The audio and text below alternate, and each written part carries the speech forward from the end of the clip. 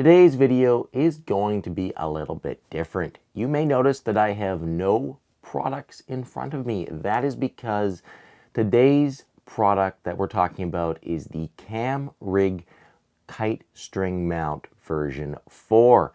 I don't kiteboard, so I sent it over to my buddy who does to test it out and get some absolutely awesome looking footage with it. We'll roll that footage, we'll roll some B-roll of the product, and we'll kind of talk about why you probably want one of these if you kiteboard. One of the traditional ways in which people would mount their GoPro cameras on kites is to one of the struts of the kite using something like a wrist mount.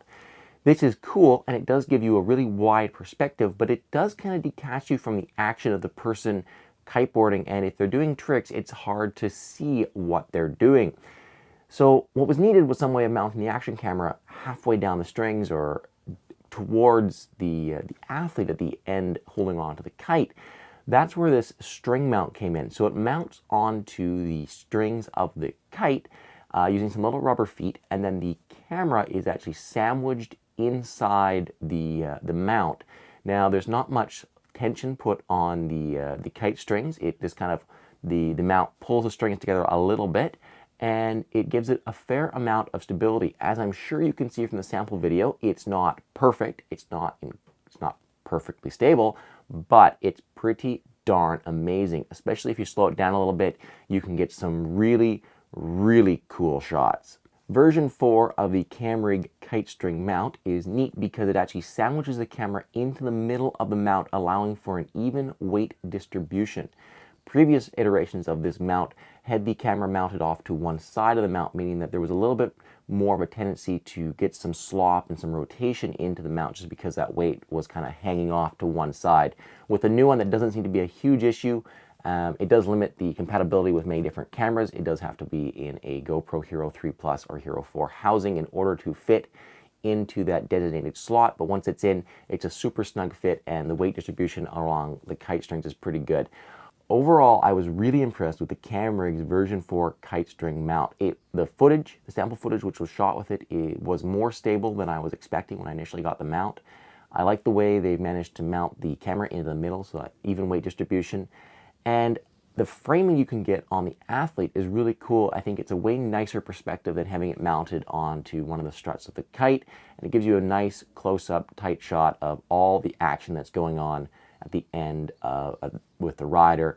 And what's even more cool is because the kite strings are always going to be pointing towards the athlete, there's never really any need to worry about framing or the athlete running out of the frame because the kite strings are always going to be pointing down towards where the action is going. Very cool. If you're into kiteboarding, this is something you should check out. I think for the cost of it, it's a really cool angle and it will make you get some really cool shots with your GoPro camera. Also, shooting photos with this is really cool. If you do it on a bit more of a cloudy day, you will get some motion blur in the background, which looks super cool. I also want to give a huge shout out to Graham for testing out the Camrig's version 4 kite string mount and sending me the footage from that. Absolutely epic looking kiteboarding. If you want to find out more about him, you can check out his Instagram. It's linked down in the video description. Follow him there. Pretty rad dude. Most of our guys. Until next time, thank you very much for watching.